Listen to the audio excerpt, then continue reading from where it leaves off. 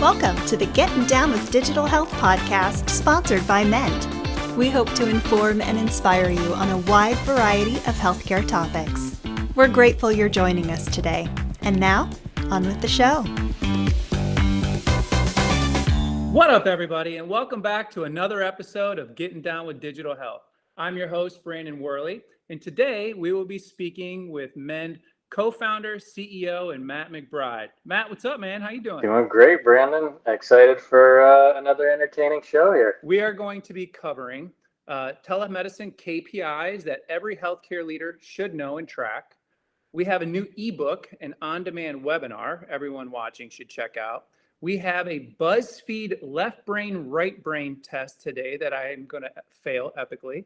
And finally, an informative healthcare topic meant to inspire and inform.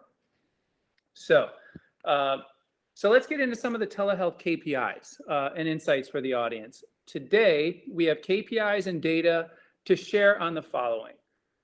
First and foremost, no-shows. Next, we'll be talking about wait times. We have satisfaction scores that Matt's going to talk about. And then successful visit percentages. Yeah, well, look, let me start with you. You've talked to a lot of prospects, a lot of our customers.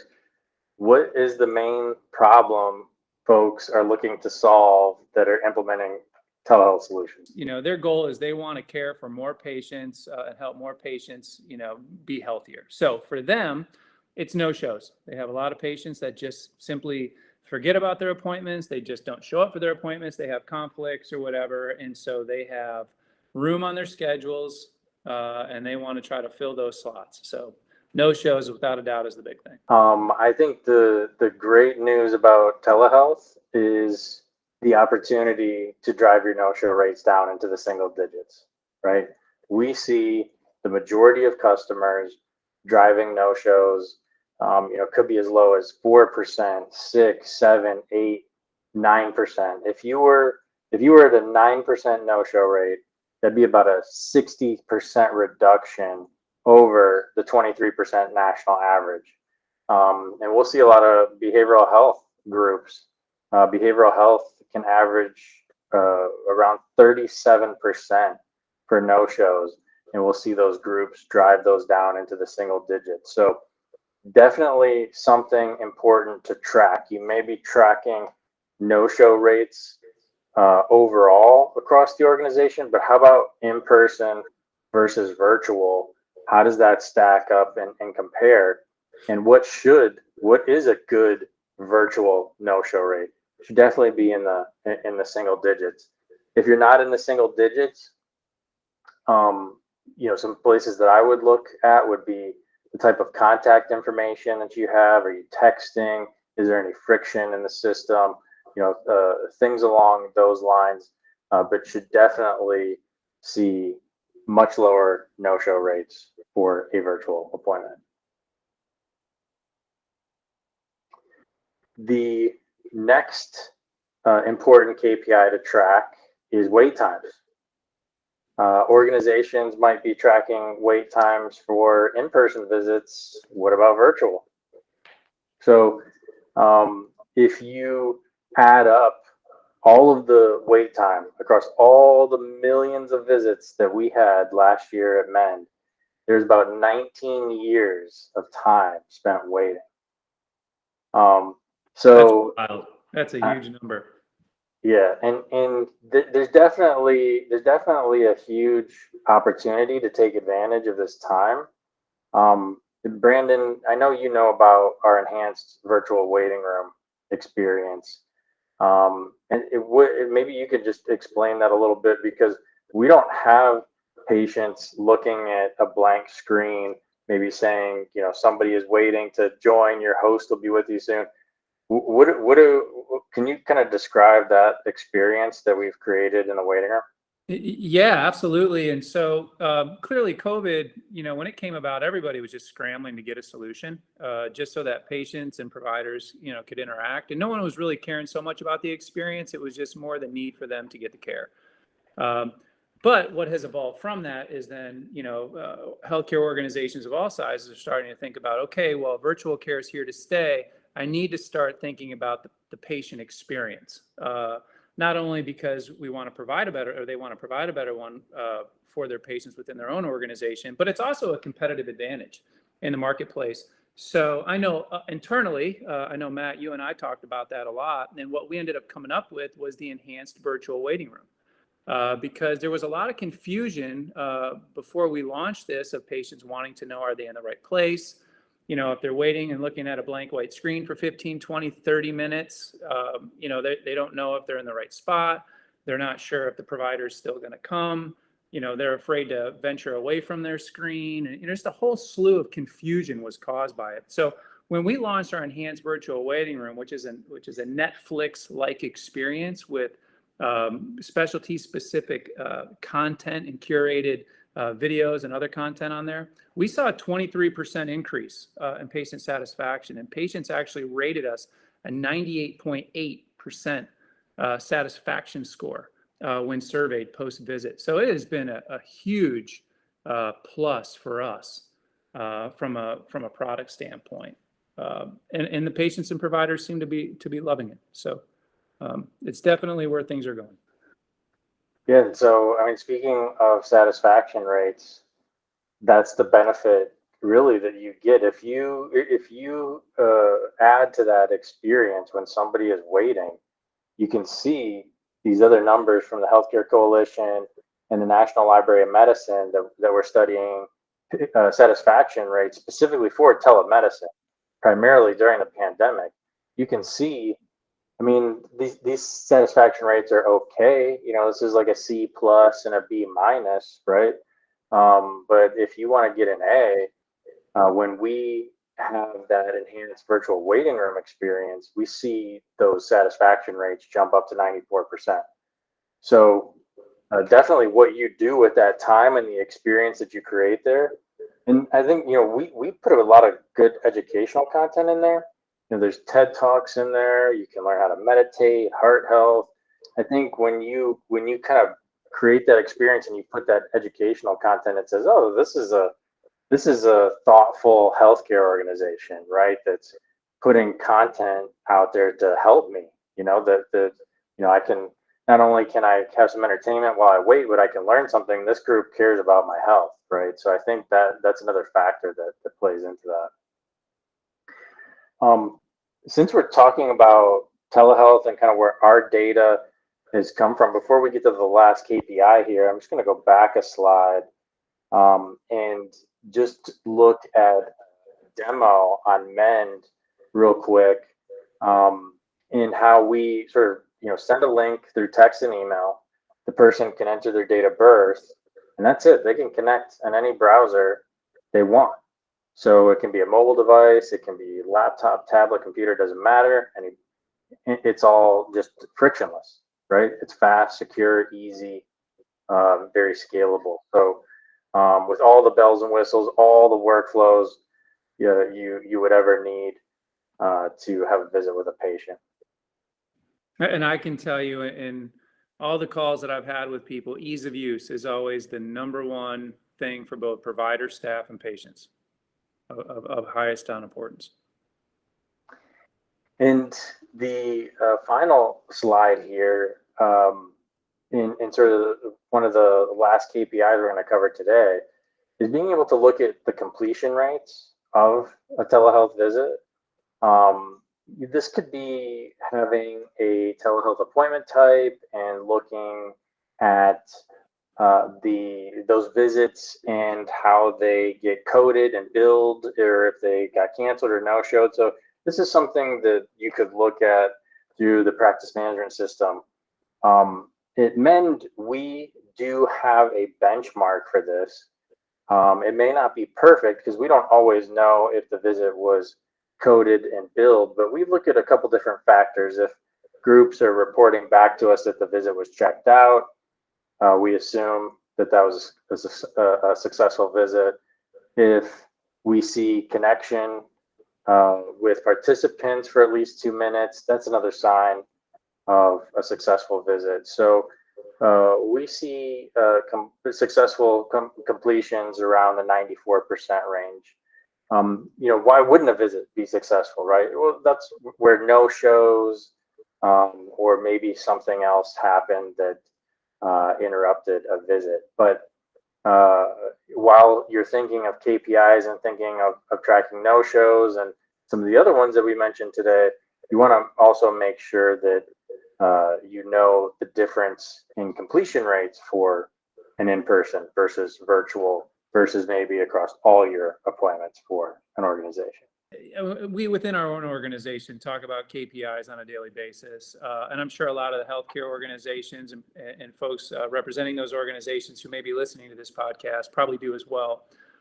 So to try to help you along with that, we have an ebook and on-demand webinar titled The Top 12 Telehealth and Digital Patient Engagement KPIs Every Health Tech Leader Must Have. Matt, for those who are interested in checking that out, how can they view or participate in that webinar? So we have the content in an ebook if you prefer that format, or maybe you want to listen to the webinar. Maybe you're doing some other work and you want to just listen to the webinar while you're cranking out some other work. We have everything within the resources section of mend.com. Okay, so very easy, mend.com. In the resource section, you can go to our ebooks or our webinars, and you can get all of the KPIs that we feel are important for telehealth and patient engagement. And then we're going to share all of our data across millions of visits so that you have a benchmark and kind of know what is a good number, what's sort of an average. Where should the data be? Where's a good benchmark for this? So we're going to share a lot of data. So in addition to the KPIs, you'll get a ton of data. Yeah. So everybody, please to go to our website and check those out. So now it's time for a little bit of fun. Let's see how my brain works. I'm hoping it actually does work. So, all right. Any guesses? Left. We have a left brain, right brain, BuzzFeed test. I mean, this is highly scientific. I mean, this is highly scientific. Do you want to take a guess before you get into it? I think it's probably a bad sign going into this that I forget which brain represents what capabilities. So I'm just going to go midbrain. But let's do this test and see where I land. All right. So we got the first one, vision test. Look closely. Square 1 and square 2 on the image, are they the same color? No.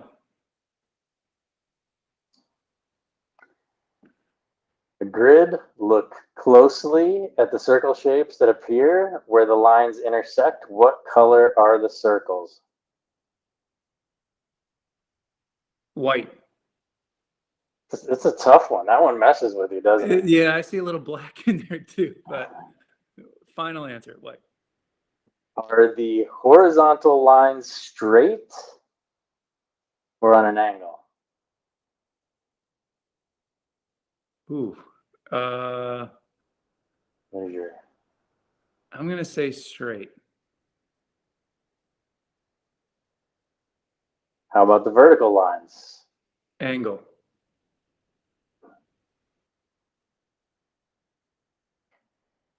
Does the pattern appear to be moving clockwise or counterclockwise? Or you can say it's not moving. Not moving.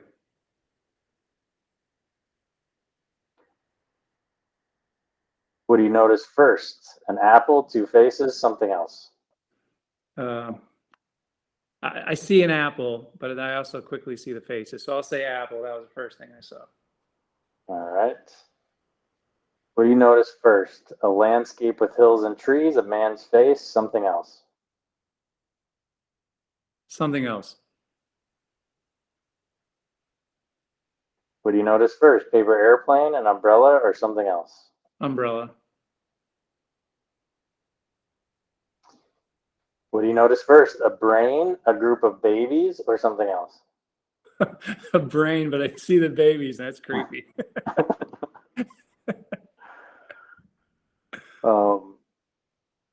Are the orange circles in the image below the same size or different sizes? Same size. Look at the white rectangles below. Is the top rectangle larger than the bottom? Or are they the same size?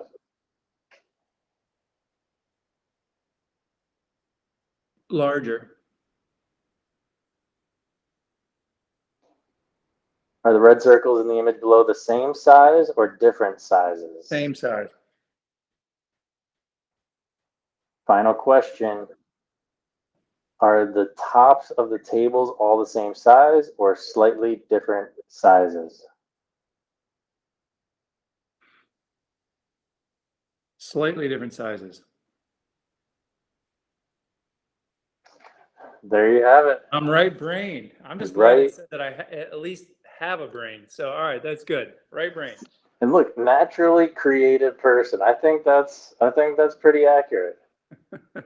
So now that everybody knows that I am a right-brained person, as well as something that I just learned from myself, we have an informative healthcare topic for you that is meant to inspire you to become more healthy. Matt, what do you have for us today, man? Intermittent fasting. So this was one of those buzz terms you started hearing a lot, and I'll kind of make a note of some of these, and I'll ask my doctor about it. I thought this is like the fad diet, right? And it's like Atkins or keto or whatever. So I asked my doctor about it, and then she highly recommended it. And so, not something that I do all the time, but I do it. I do it periodically. I actually just started it up again for a couple different reasons. There's a lot of different benefits, but also I wanted to cut calories a little bit. I think part of what's sort of built into intermittent fasting is you're going to reduce your calories if you want to trim a few pounds. And so I've seen a lot of people use it with success. So I'll do it. I'll do it kind of periodically. What I typically will do is I'm doing a 16-8. I'll maybe eat during an 8-hour window. Sometimes I'll do more like a 6 or 7-hour windows when I'll eat, and then when I'm sleeping through the morning to lunch, I'm not eating anything, really just water. And I'll do this for maybe 5 days and then 2 days off and kind of repeat that. I know, Brandon, you've done a little bit of intermittent fasting. What have you done before?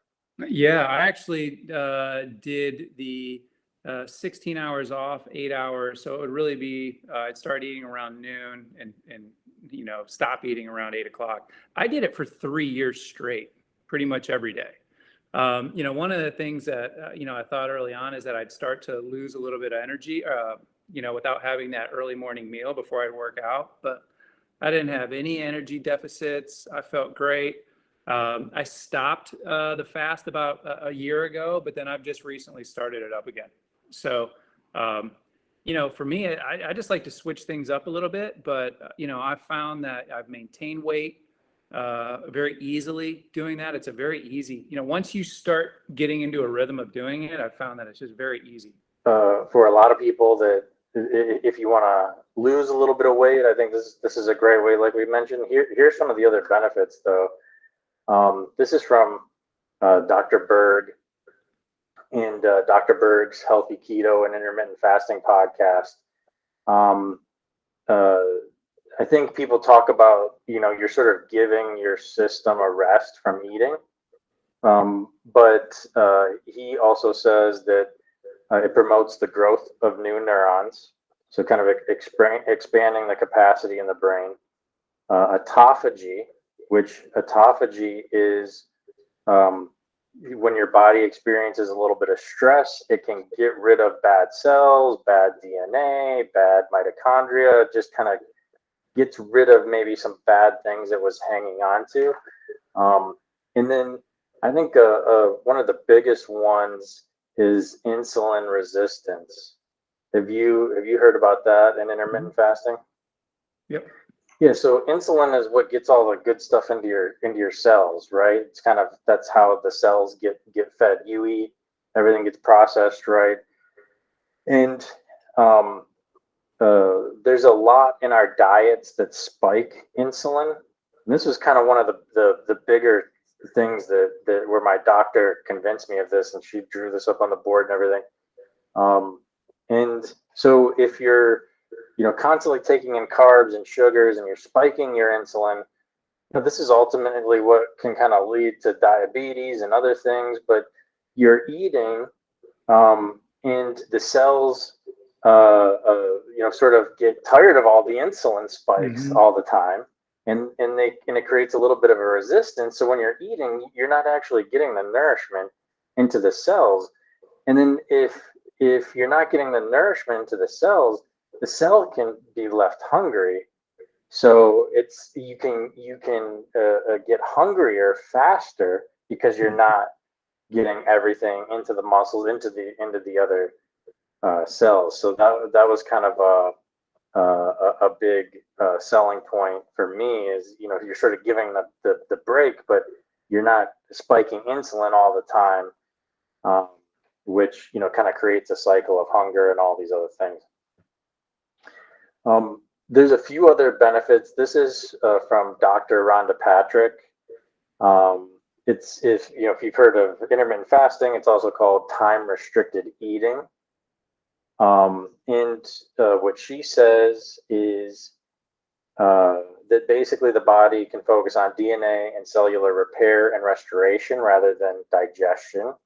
And some of the other benefits she lists as reduced fat mass, increased lean muscle mass, reduced inflammation, improved heart function with age, increased mitochondrial volume, ketone body production, improved repair processes, and even enhanced aerobic endurance. So,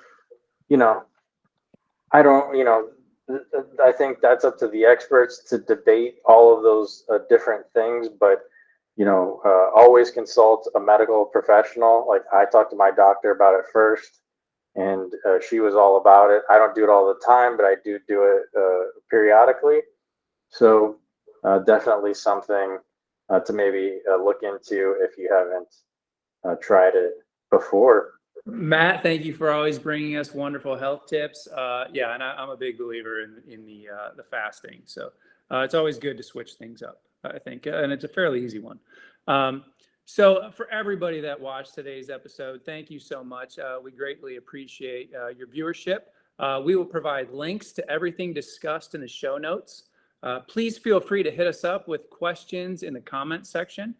In the next episode, we'll be talking about top KPIs to measure digital patient forms. So make sure to like and subscribe, and thank you everyone for watching. We'll see you on the next one. Thank you for watching today's episode from the Getting Down with Digital Health podcast. To learn more about Mend or to access more content, please visit mend.com.